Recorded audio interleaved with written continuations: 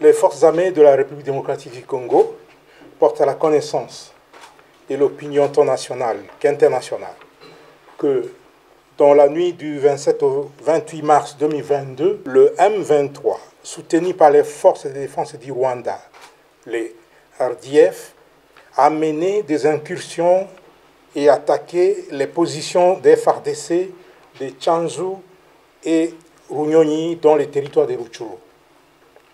Au cours de ces attaques, les forces armées de la République démocratique du Congo ont mis la main sur 2 militaires rwandais.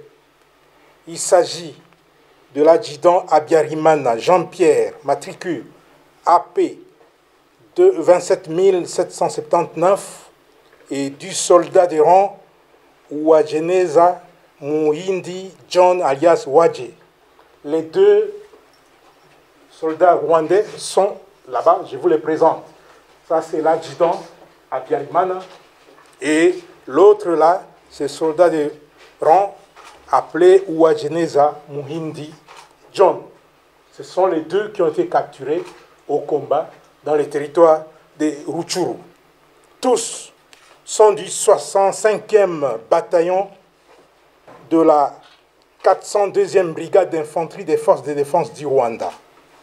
Ces 2 sources crédibles précisent les noms de leur unité et l'identité de leurs commandants de bataillon et de brigade.